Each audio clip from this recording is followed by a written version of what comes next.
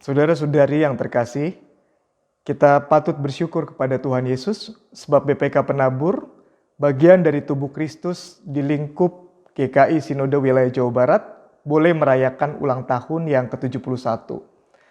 Selama 7 dekade lebih, BPK Penabur berkarya di bidang pendidikan. Tentu karyanya ini telah menjadi berkat, telah berdampak untuk banyak orang. Alumni BPK Penabur ada yang menjadi dokter, pendeta, pengusaha, profesional, politisi, menteri. Mereka semua mengalami bagaimana BPK Penabur dipakai oleh Allah di bidang pendidikan untuk mendidik dan mentransformasi kehidupan mereka sehingga mereka bisa berkarya di bidangnya masing-masing. Tentu saja fakta ini tidak boleh membuat BPK Penabur merasa puas diri berlebihan secara rohani. Sebab kadang-kadang godaan untuk merasa kurang, jebakan egosentrisme membuat BPK Penabur sebagaimana umumnya kecenderungan manusia bisa jatuh pada sikap untuk hanya memikirkan kepentingan dirinya sendiri. Hari ini di momen ulang tahun yang ke-71, maka sangat tepat kalau BPK Penabur mau membangun komitmen untuk terus berubah, terus berbagi dan berdampak bagi sesama. Apa yang sudah Tuhan Yesus karuniakan kepada BPK Penabur jauh lebih besar dari sekedar 5 roti dan 2 ikan. Dan jika itu diserahkan kepada Tuhan, maka kita percaya BPK Penabur pasti berdampak dan memberkati banyak orang di bidang pendidikan. Dia bukan hanya akan menjadi lembaga pendidikan yang unggul dalam iman, ilmu, dan pelayanan, tetapi keberadaan dia betul-betul berdampak dan menjadi relevan. Menjadi perpanjangan tangan Kristus yang mendidik sebanyak mungkin orang. Hari ini, jemaat-jemaat di lingkup GKI Sinwil Jabar, mari kita semua mendoakan dan mendukung terus BPK Penabur. Sehingga komitmen BPK Penabur untuk berubah, berbagi, dan berdampak untuk sesama bisa terwujud karena pertolongan dan kuasa Roh Kudus-Nya. Selamat ulang tahun yang ke-71 BPK Penabur. Tuhan terus memberkati pelayanan kita bersama.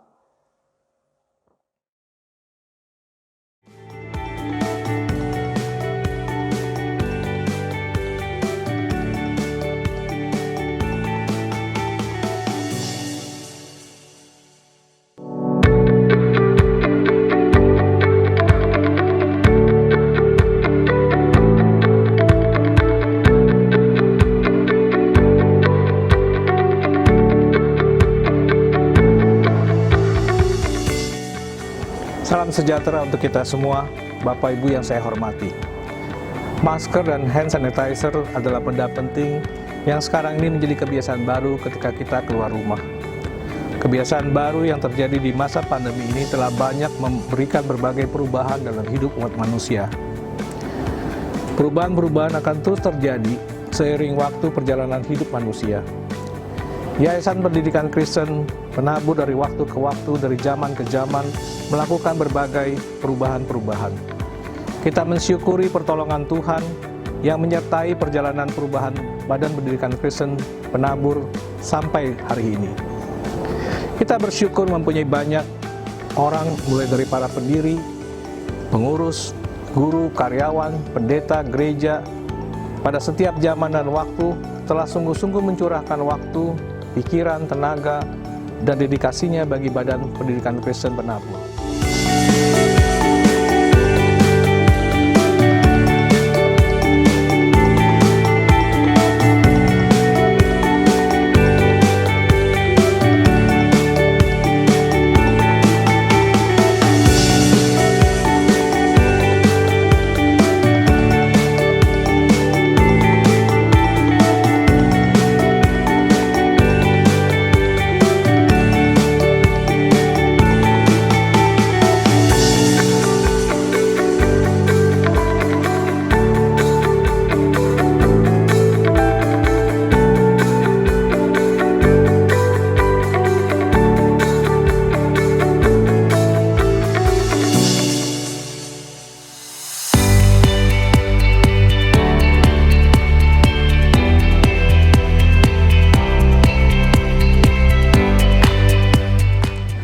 Badan Pendidikan Kristen Penabur mempunyai tantangan yang khas pada setiap zaman dan waktunya.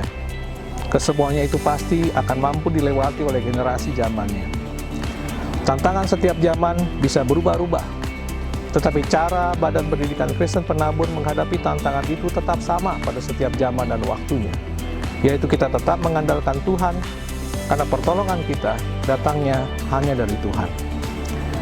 Badan Pendidikan Kristen Penabur harus terus berani berubah, menjadi semakin peduli dan berbagi. Dan saat ini dituntut untuk berproses lebih sungguh-sungguh untuk berbagi dan berdampak bagi sesama. Badan Pendidikan Kristen Penabur harus menjadi contoh dan teladan dalam upaya berbagi dan berdampak bagi sesama.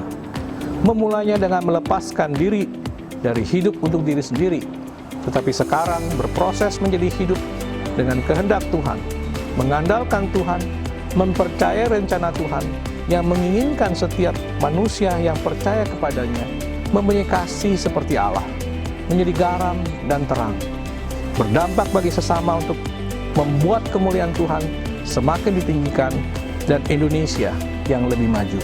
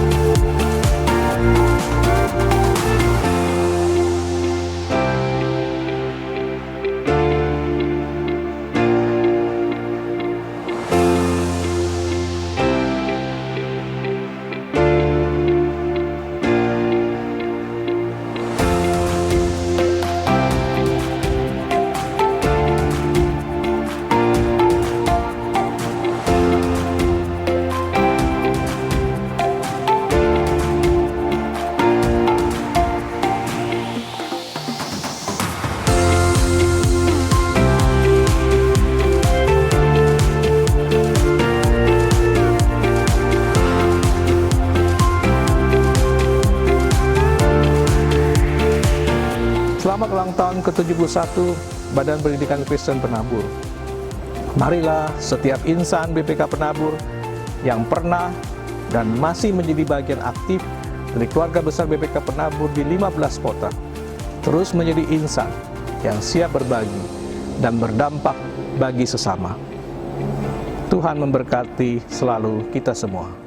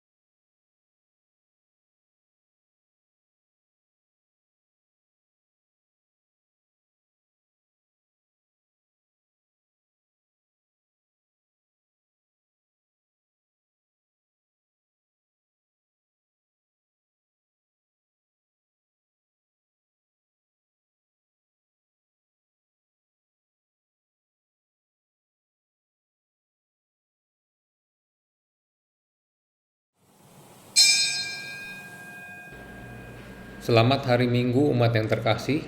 Semoga kita semua diberikan kesehatan dan sukacita oleh Tuhan. Terkait situasi saat ini, maka proses rekaman ibadah dilakukan di rumah masing-masing. Kita berharap kondisi membaik sehingga kebaktian live streaming dapat dilaksanakan di gereja kembali. Sebelum memulai ibadah, saya hendak menyampaikan beberapa hal. Pertama, pelayan firman pada hari ini adalah Pendeta Daud Cevinay Baho dengan tema Gembalaku Sahabatku yang Baik. Kedua, berita duka cita. Telah kembali ke pangkuan Bapa di sorga, Bapak Royke Tommy Metekohi, suami Ibu Jani Sutardi.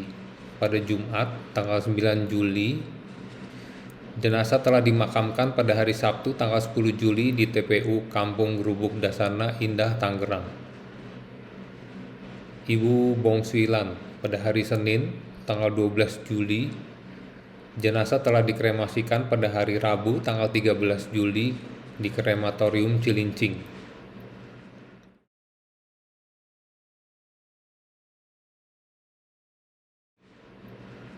Ketiga, mulai Minggu tanggal 11 Juli 2021 pukul 10 pagi telah diadakan kebaktian pemuda remaja lewat Zoom. Diharapkan bagi pemuda dan remaja dapat bergabung dalam kebaktian tersebut setiap hari Minggu. Keempat, pada hari Rabu tanggal 21 Juli 2021 pukul 7.30 malam akan diadakan talk telaah Alkitab lintas kewilayahan dengan tema Berani Meninggalkan Kemapanan yang akan dipimpin oleh Saudara Lim Septian Adi Nugroho. Kelima, pada hari Sabtu tanggal 24 Juli pukul 7 malam akan diadakan seminar kesehatan dengan tema Virus Varian Baru, Vaksin Mampukah? Yang akan dibawakan oleh narasumber Dr. Wani Devita Gunardi. Diharapkan umat dapat bergabung dalam acara tersebut. Keenam, Majelis Jemaat mengucapkan terima kasih atas bantuan umat dalam mendukung aksi solidaritas COVID-19. Dana yang terkumpul telah digunakan untuk membantu saudara-saudara yang terdampak pandemi. Kami mengajak umat sekalian untuk terus berpartisipasi dalam gerakan solidaritas COVID-19 ini. Umat dapat mentransfer donasi tersebut ke rekening GKI Kepaduri dengan menambahkan angka 19 pada digit terakhir nilai donasi. Demikianlah beberapa hal yang perlu kita ketahui bersama. Mari kita siapkan hati untuk menyembah Tuhan. Mari kita bersaat teduh.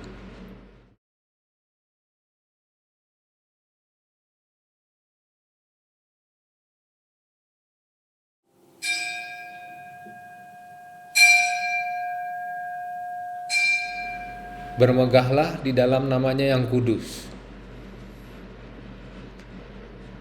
Carilah Tuhan dan kekuatan-Nya.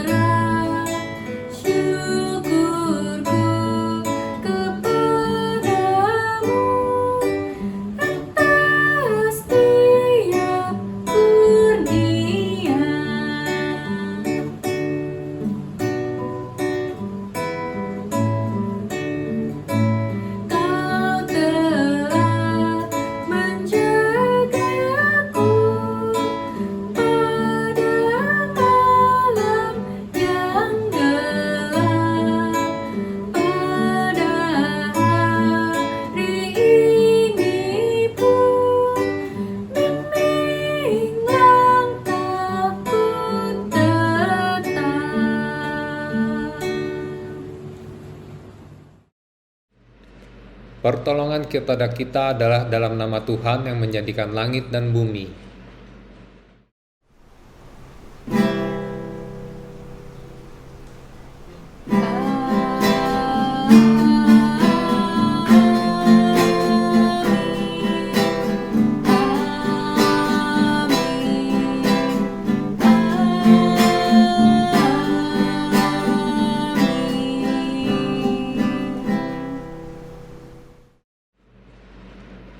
Tuhan besertamu.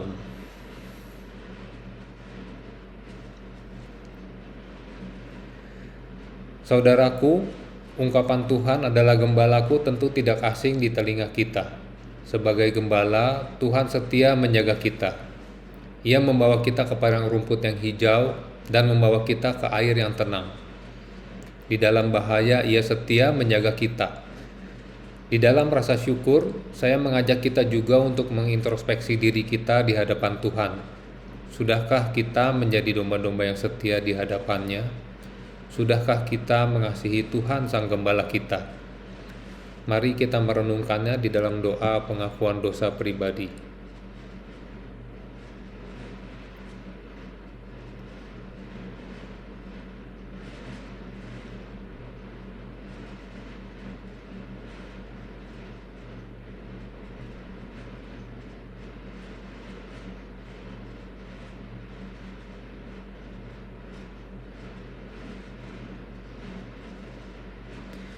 Bapa, dengarkanlah doa kami dan ampunilah kami.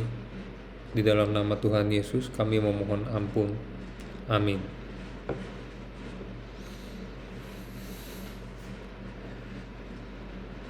Dengarlah berita anugerah dari Tuhan yang terambil dari Yohanes 10 ayatnya yang ke-11 yang berkata, Akulah gembala yang baik. Gembala yang baik memberikan nyawanya bagi domba-dombanya. Demikianlah berita anugerah dari Tuhan. Damai Tuhan besertamu.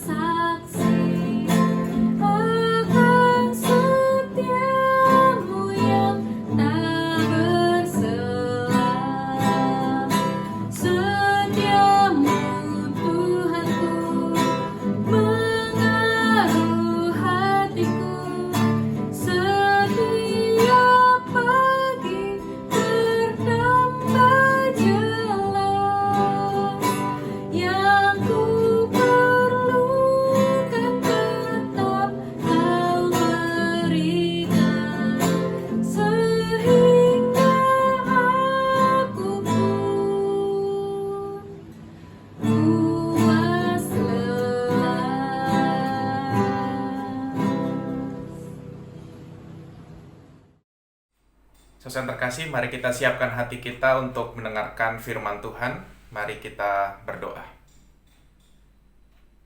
Terima kasih Tuhan untuk kesempatan yang Tuhan izinkan kami boleh memuliakan nama-Mu. Dan sesaat lagi tiba saatnya bagi kami untuk mendengarkan firman-Mu.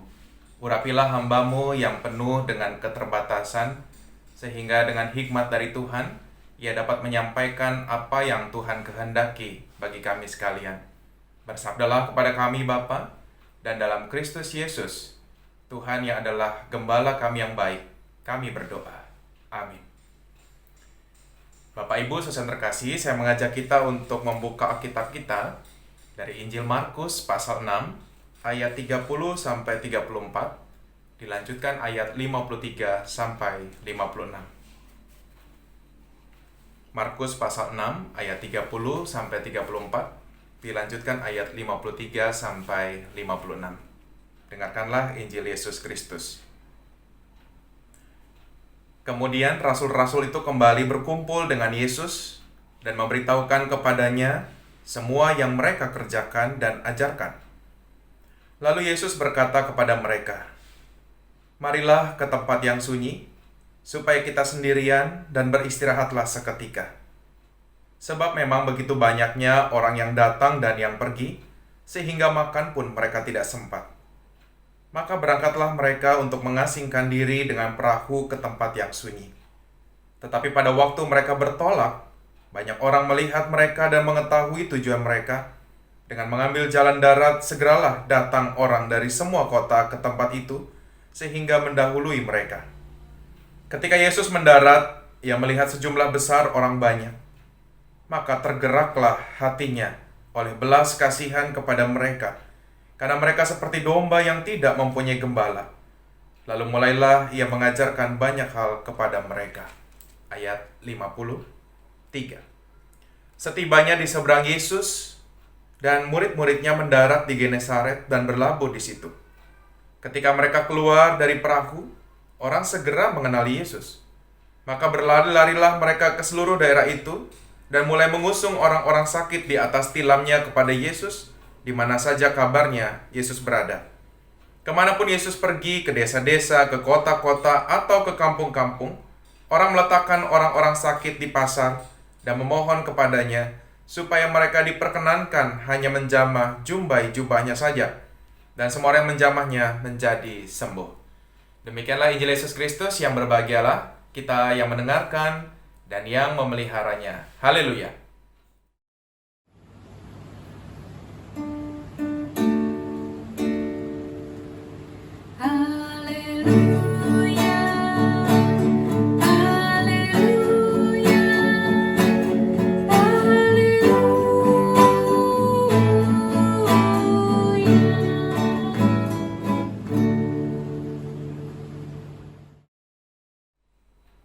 Ketika mendengar tema hari ini, Gembalaku, Sahabatku yang Baik, maka pikiran saya dan saudara pasti akan tertuju kepada Allah kita.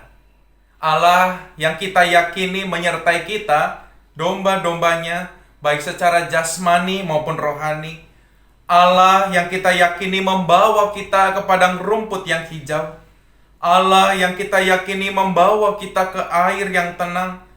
Allah yang kita yakini menjaga kita dalam lembah kekelaman. Allah yang kita yakini melindungi kita dari musuh-musuh. Pertanyaannya, saudara terkasih, di tengah pandemi yang kita hadapi, di manakah Allah Sang Gembala, sahabat yang baik? Ketika orang yang kita kasihi menderita akibat COVID-19, baik isoman maupun dirawat di rumah sakit, ketika kita sulit mendapatkan ruangan di rumah sakit untuk anggota keluarga kita yang terpapar virus corona, ketika orang yang kita kasihi meninggalkan kita begitu tiba-tiba, pertanyaannya, di manakah Tuhan, Sang Gembala yang baik? Saudaraku, apakah Tuhan, Gembala yang baik, masih memerhatikan kita? Atau jangan-jangan sudah meninggalkan kita, domba-dombanya? Perasaan ini muncul dalam diri Daud. Ketika begitu banyak beban kehidupan menerpanya, ketika ia dikejar-kejar Saul, kemana Daud pergi, Saul berupaya membunuhnya. Di dalam kesendirian, ia berkata kepada Tuhan di dalam Mazmur 13. Demikian. Tuhan, berapa lama ku dilupakan? Tuhan, berapa lama lagi Engkau sembunyi dariku? Engkau sembunyi dariku. Sama seperti Daud, mungkin hati kita berkata, Tuhan, berapa lama lagi kami dilupakan? Berapa lama lagi Engkau bersembunyi dari kami? Berapa lama lagi Engkau diam? Mengapa Engkau membiarkan virus mematikan ini merajalela? Mengapa orang yang kita kasih terpapar virus ini bahkan meninggalkan kita? Mungkin itu yang ada dalam perasaan kita. Dan di dalam perasaan tidak menentu, Daud berkata, sampai kapan aku khawatir? Sampai kapan aku bersedih, Tuhan? Saudaraku, bukankah pertanyaan yang sama juga kita tujukan kepada Tuhan? Ketika pandemi ini tidak kunjung selesai, kita bertanya, Tuhan, kapan pandemi ini berakhir? Kapan kami dapat bercengkrama lagi di gereja? Kapan kami dapat berjabatan tangan, saling memeluk, bercakap-cakap tanpa prokes yang ketat? Pertanyaan kapan menunjukkan bahwa sebagai domba-dombanya, Daud, saya, dan saudara adalah ciptaan yang terbatas. Kita tidak memiliki kemampuan untuk melihat masa depan. Hanya Tuhanlah yang tahu. Hanya Sang Gembala yang tahu apa yang terjadi di depan. Sebab Gembala selalu berjalan di depan, sementara kita, domba-dombanya, berjalan di belakang Sang Gembala. Lalu tugas kita apa, Bapak Ibu? Di tengah-tengah ketidakpastian yang kita hadapi, tugas saya dan saudara adalah menjaga iman percaya kita kepada Sang Gembala. Tugas kita adalah meletakkan masa depan kita kepada pimpinan Sang Gembala yang baik. Sehingga kalau kita perhatikan dalam Mazmur 13, di bagian yang paling akhir, Daud kemudian berkata, aku percaya Engkau setia, dan kini aku bersyukur, bersukaria. Aku bersorak bagi Tuhan dan bernyanyi, karena Engkau selalu baik padaku. Saudaraku, di tengah situasi pandemi ini, kita tidak dapat menyelami rencana dan pikiran Tuhan. Namun satu hal yang harus kita yakini, bahwa Tuhan selalu baik pada kita semua, sekalipun ada begitu banyak kondisi yang tidak baik dalam kehidupan kita. Sebagai pendeta dan jemaat GKI Kepaduri, hati kita remuk manakala kedukaan terjadi bertubi-tubi. Sejak bulan April sampai dengan sekarang, Penatu Ariswanti bagian kedukaan mencatat setidaknya kurang lebih 22 orang yang meninggal dari bulan April sampai dengan saat ini. Baik itu anggota jemaat, simpatisan, maupun orang tua, mertua dari anggota jemaat kita. Jujur, sebagai manusia, saya bertanya kepada Tuhan, Tuhan, mengapa kedukaan ini terjadi begitu beruntun? Rasanya air mata masih belum kering di wajah. Sudah terdengar kabar kedukaan yang lain. Hati kita bertambah remuk karena kita tidak dapat melayat ke rumah duka. Kita tidak dapat menghantar almarhum ke tempat peristirahatannya karena prokes yang ketat. Sebagai manusia, jujur, saya sempat protes kepada Tuhan. Mengapa Tuhan ini terjadi? Sepanjang sejarah GKI Kepaduri katanya belum pernah mengalami kedukaan beruntun seperti tahun ini. Secara psikis, jujur, banyak dari kita terganggu. Sambil pikiran kita melayang-layang di malam hari, besok siapa lagi yang meninggal?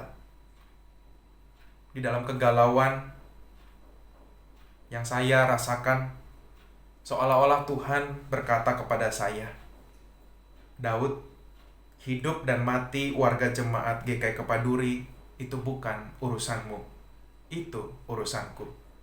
sebab semua orang adalah milikku. Melalui kematian mereka dapat berjumpa dengan aku, Sang Juru Selamat. Tugasmu adalah menghibur, menguatkan mereka, dan meyakinkan bahwa mereka sudah bahagia bersamaku. Saudaraku, di tengah pergumulan yang kita hadapi, Tuhan memanggil kita untuk menjadi gembala bagi sesama kita. Menjadi gembala bagi mereka yang sakit. Menjadi gembala bagi mereka yang berduka. Menjadi gembala bagi mereka yang kesulitan bertubi akibat pandemi. Dan suara Tuhan tadi menggugah saya dan juga saudara. Mengingatkan kita semua bahwa kita pun harus siap untuk dipanggil Tuhan. Tetapi sebelum sampai ke sana, kita punya tugas, yaitu menghibur, menguatkan, menjadi berkat bagi saudara kita yang menderita, bagi saudara kita yang mengalami kemalangan dan kedukaan. Saudara yang terkasih dalam Tuhan Yesus Kristus, pergumulan yang kita hadapi tidak boleh mematahkan semangat kita untuk menjadi berkat bagi sesama. Pergumulan yang kita hadapi tidak boleh menghalangi kita untuk menjadi berkat bagi sesama.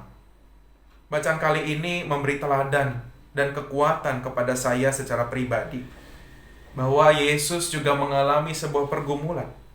Kalau Bapak Ibu perhatikan minggu lalu, Pendeta Cordelia menyampaikan bahwa Yohanes Pembaptis dibunuh oleh Herodes.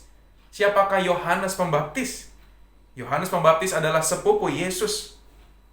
Kita bayangkan, Yesus tengah berduka. Sebagai manusia 100%, Yesus tentu sedih kehilangan sepupunya. Namun dalam bacaan kita hari ini, kita melihat kesedihan itu muncul ketika Yesus mengajak para murid di ayat 31. Marilah ke tempat yang sunyi, supaya kita sendirian dan beristirahat seketika. Marilah ke tempat yang sunyi.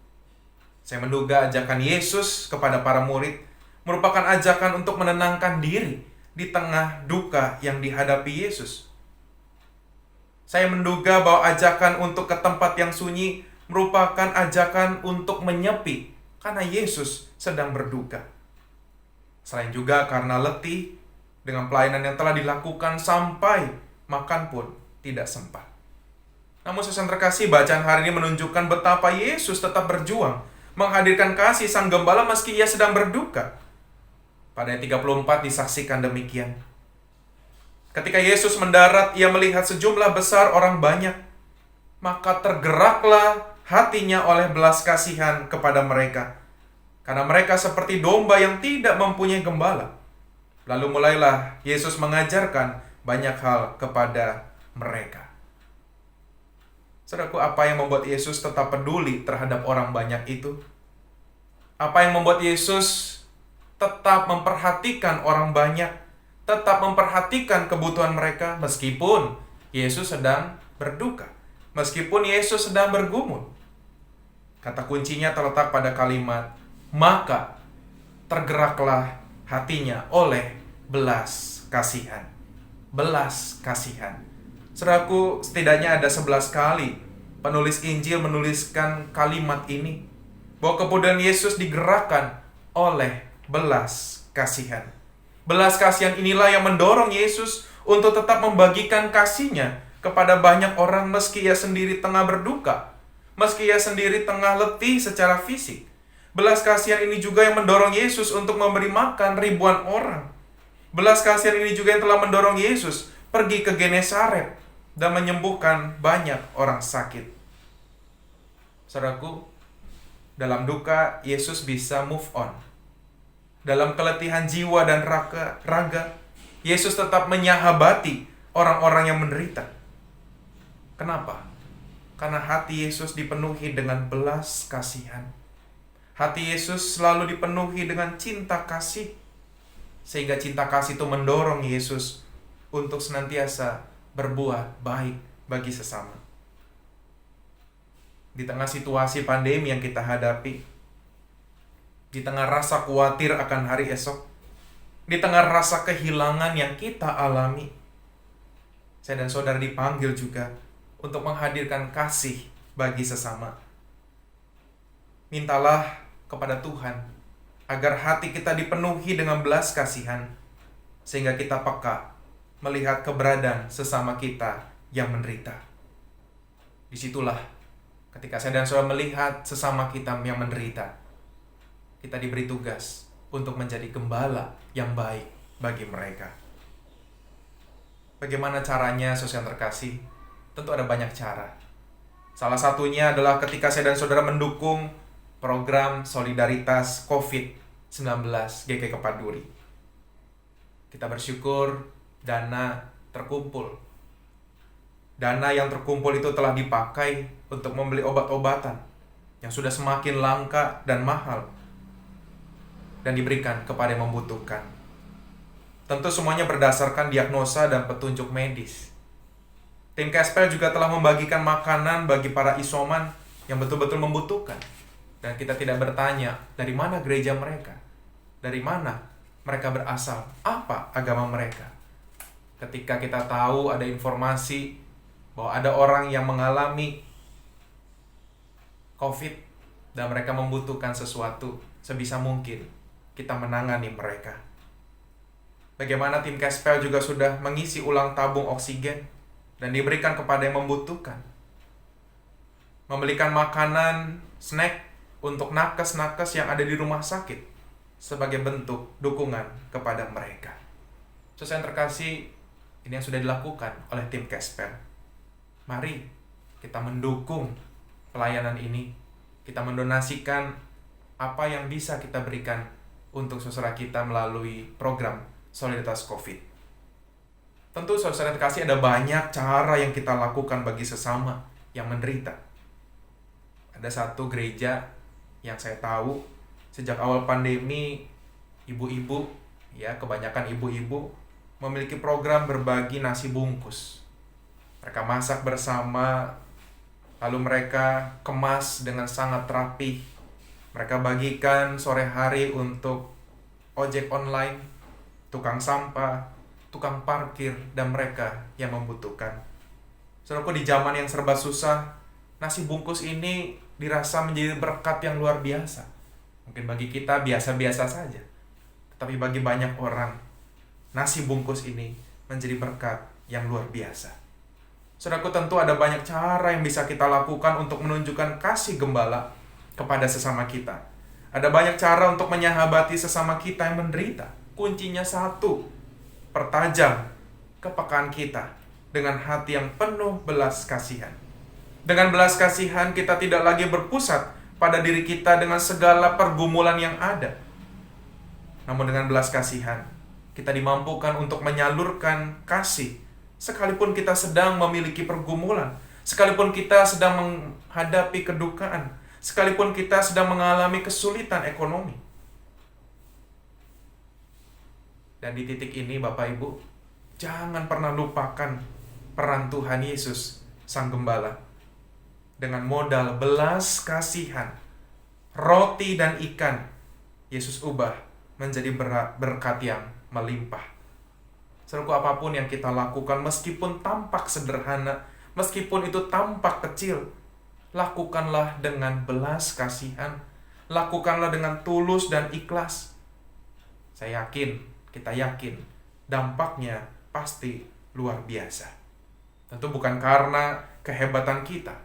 Tentu yang hebat bukan 5 roti dan 2 ikannya, tetapi karena campur tangan Sang Gembala yang baik, yang menyempurnakan tindakan kasih kita, apapun itu, sekecil apapun itu. Saudaraku, di tengah pandemi ini, saya mengajak, mari kita terus bergandengan tangan. Di tengah-tengah duka yang kita hadapi, di tengah-tengah pergumulan yang kita hadapi, mari kita bergandengan tangan. Sebagai keluarga besar GKI Kepaduri, kita tidak bisa berjalan sendirian menghadapi badai ini. Mari kita berjalan bersama, saling menguatkan, saling menopang sebagai bagian tubuh Kristus. Saya yakin kita bisa menghadapi badai ini bersama-sama. Saya yakin dengan belas kasihan yang kita miliki, kita boleh menyalurkan tindakan kasih kita kepada sesama kita. Dengan belas kasihan, apa yang kita lakukan sekecil apapun akan menjadi berkat luar biasa bagi mereka yang membutuhkan. Kiranya Tuhan Sang Gembala yang baik terus menyertai kita, memampukan kita juga untuk menjadi gembala bagi sesama kita. Amin.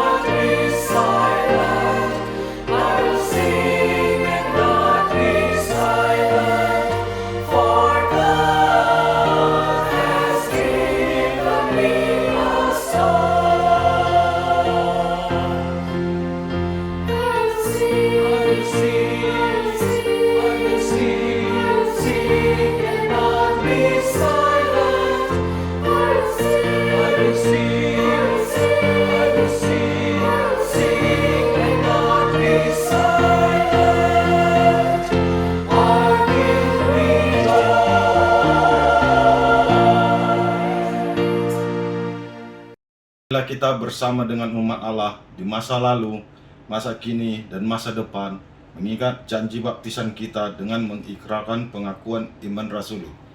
Aku percaya kepada Allah, Bapa yang Maha Kuasa, Khalik langit dan bumi, dan kepada Yesus Kristus, anaknya yang tunggal Tuhan kita, yang dikandung dari Roh Kudus, lahir dari anak darah Maria, yang menderita sengsara di bawah pemerintahan Pontius Pilatus, disalibkan, mati dan dikuburkan, turun ke dalam kerajaan maut, pada hari yang ketiga bangkit pula dari antara orang mati, naik ke surga, duduk di sebelah kanan Allah, Bapa yang Maha Kuasa, dan dari sana ia akan datang untuk menghakimi orang yang hidup dan yang mati. Aku percaya kepada Roh Kudus, gereja yang kudus dan am, persekutuan orang kudus, pengampunan dosa, kebangkitan orang mati, dan hidup yang kekal. Amin. Umat yang dikasihi Tuhan Yesus Kristus, kita akan bersatu di dalam doa syafaat. Mari kita berdoa. Di dalam syafaat pada hari ini kami mau mengingat Bapa untuk bangsa dan negara kami. Di tengah-tengah pandemi yang menerpa kami, tolonglah pemerintah kami, supaya dengan hikmat dari Tuhan, dengan kecakapan yang Tuhan anugerahkan, mereka boleh menata bangsa ini di tengah-tengah situasi pandemi yang dihadapi. Kami berdoa Tuhan, ada banyak orang yang berkekurangan, ada banyak orang yang terbatas karena PPKM darurat ini. Kami mohon Tuhan, pakailah pemerintah kami, pakailah kami semua, supaya kami dapat menjadi gembala bagi mereka yang membutuhkan. Kami juga berdoa Bapa untuk GKI Kepaduri dalam setiap programnya, baik internal maupun eksternal. Ketika kami boleh bersekutu secara virtual, tolonglah kami Bapa, supaya kami boleh menghayati setiap persekutuan itu dengan baik. Ketika kami diberikan kesempatan untuk melayani keluar mereka yang terpapar virus corona, mereka yang isoman, mereka yang membutuhkan segala sesuatu untuk kehidupannya, tolonglah kami, khususnya tim Kespel, supaya dengan hikmat, kekuatan, dan kesehatan dari Tuhan, mereka boleh melakukan pekerjaannya, sehingga apa yang dilakukan sungguh menjadi berkat bagi yang membutuhkan. Ya Bapa dalam surga, kami juga berdoa untuk rencana relokasi panti asuhan ASI Lestari. Biarlah Tuhan tolong para pengurus, Tuhan tolong majelis jemaat yang juga sedang mempersiapkan segala sesuatunya, sehingga pada akhirnya semua yang terbaik kami percaya dan kami yakini akan Tuhan anugerahkan untuk panti asuhan ASI Lestari. Kami juga mohon Tuhan, pakailah Ibu Hana dan juga rekan-rekan pengasuh bersama dengan pengurus untuk boleh membina iman, karakter anak-anak kami, sehingga mereka boleh dididik di dalam terang Kristus dan mereka boleh menjadi orang-orang yang berguna kelak bagi nusa dan bangsa dan juga memuliakan Tuhan. Saat ini Tuhan, kami juga berdoa untuk saudara kami yang terbaring sakit. Kami berdoa untuk Ibu Sinta Sutardi, Ibu Mariati Chandra, Saudari Areta, Bapak Yahya Wangsa Saputra, Bapak Yevons TG, Ibu Anita, Bapak Cendana Wiraya, Bapak Heri Setiawan, Bapak Karel Katus Siktimu, Ibu Isnarti Hananto, Bapak Sampudi Chandra, Saudara Michael Hutapea, Bapak Yosua Sembiring, Bapak Rastal Siahaan, Bapak Gunawan Saputra, Bapak Haryanto Trisno, Bapak Christian Trisno, dan juga mungkin ada nama-nama lain yang tidak kami sebutkan tapi kami ingat dalam hati kami. Tuhan, jamahlah mereka, Tuhan sembuhkanlah mereka, berkatilah mereka di dalam kesendirian mereka, di dalam sakit yang mereka hadapi, dan pakailah keluarga untuk dapat menopang mereka. Kami juga saat ini berdoa Bapa untuk anggota jemaat yang berulang tahun. Kami teringat untuk Bapak Sudiro Warsito, Bapak Yanto Tirtawijaya, Ibu Fani Supardi, Saudara Madonna Paruntu, Bapak Albert Benyamin Solihin, Saudara Russell Wulandari, Bapak Jimmy Julianto, Bapak Christian Haryanto, Bapak Balatewa Hambali, Saudari Floreta Klo Wongso, Ibu Sonya Nuala, Bapak Immanuel Kristanto Aswandi, Ibu Linda Yuliani Hutajulu, Saudara Yosua Leonardo, Bapak Johan Satrio Effendi, Ibu Supiati, Ibu Esther Ligiawati Gunawan, Ibu Neti Maria, Ibu Adeline Dermaji, Ibu Fitria Saptayanti Siregar, Bapak Julianto Budi Husen, Bapak Tan Freddy Sanjaya. Kami mau bawa mereka ke dalam tangan pengasihan Tuhan, dan apa yang Tuhan izinkan terjadi, biarlah itu boleh mereka tanggapi dengan syukur kepada Tuhan. Kami berdoa Tuhan, kiranya Tuhan karuniakan anugerah kesehatan, jasmani, kekuatan iman, dan sukacita kepada saudara kami yang berulang tahun. Bapa dalam surga, kami juga saat ini berdoa untuk keluarga yang berduka, mereka yang ditinggalkan oleh orang-orang yang mereka kasihi. Kami berdoa untuk keluarga almarhum Bapak Royke Tommy Matekohi. Kami berdoa untuk keluarga almarhum Ibu Bongswilan. Kami berdoa untuk keluarga almarhum Bapak Yohanes Gunawan Cahyadi. Kiranya Tuhan boleh menopang keluarga yang ditinggalkan. Kami boleh juga dikuatkan sebagai bagian dari mereka, sebagai keluarga besar GKI Kepaduri. Kiranya Tuhan menghiburkan kami. Dan kami mohon Tuhan, besertalah dalam kehidupan keluarga besar, sehingga mereka juga dapat merasakan cinta kasih dan pemberian Tuhan melalui kekuatan yang disampaikan oleh gereja Tuhan. Bapa dalam surga, kami juga saat ini teringat untuk kehidupan kami, keluarga kami masing-masing. Kiranya di tengah-tengah situasi yang sulit ini, kami boleh terus mengucap syukur kepada Tuhan. Dan kami juga mohon ya Bapa, biarlah apa yang kami lakukan, apa yang kami kerjakan, itu boleh menjadi berkat dalam kehidupan kami. Terima kasih Bapa, kami menyerahkan syafaat kami. Di dalam nama Tuhan kami Yesus Kristus, Tuhan yang mengajarkan kami berdoa.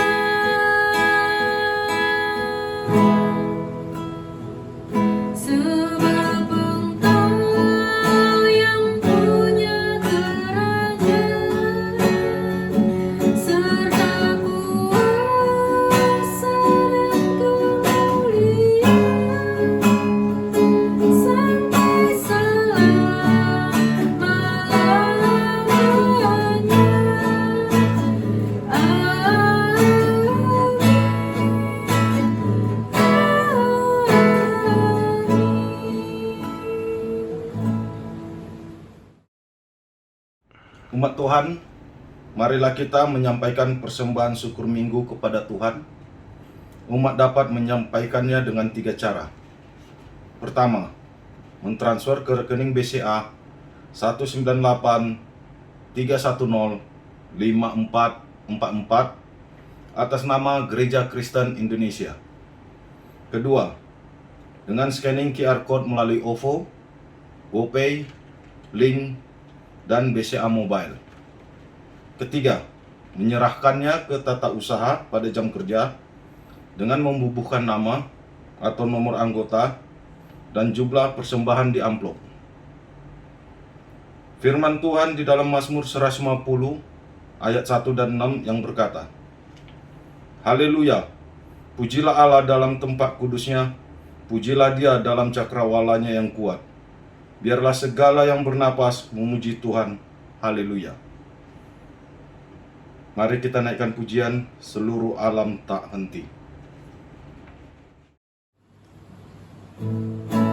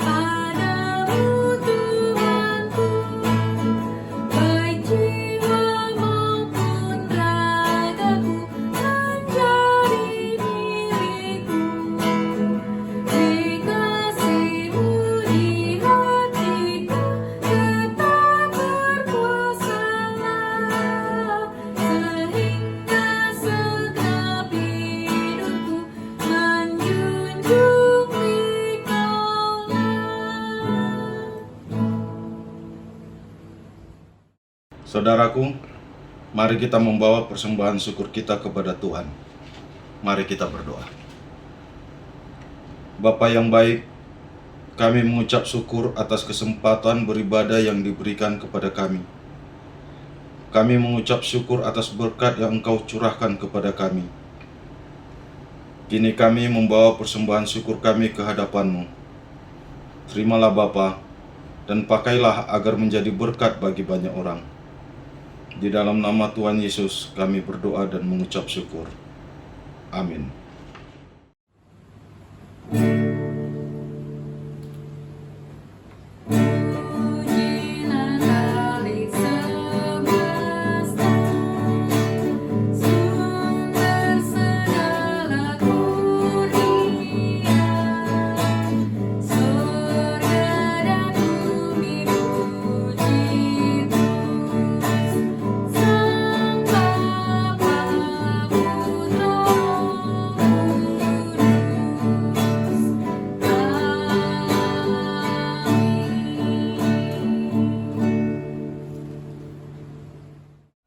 Saudaraku, marilah kita lanjutkan keseharian kita dengan sebuah keyakinan bahwa Gembala baik akan setia menjaga dan menyertai kita.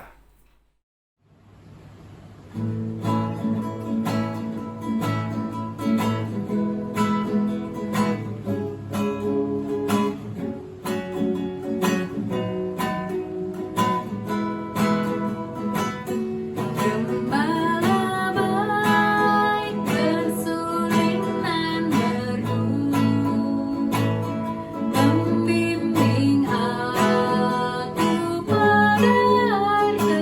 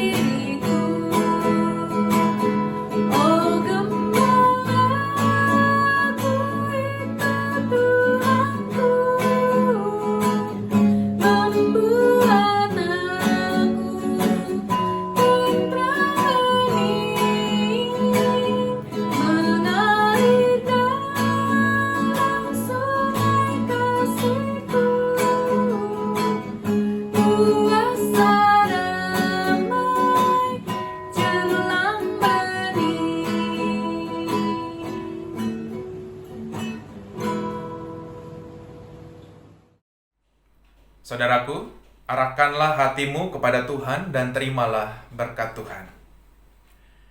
Kiranya Bapa Sang Gembala yang baik menyertaimu, sehingga engkau tidak akan kekurangan. Kiranya Bapa Sang Gembala yang baik menuntunmu ke jalan yang benar. Kiranya kebajikan dan kemurahan belaka akan mengikutimu seumur hidupmu. Amin.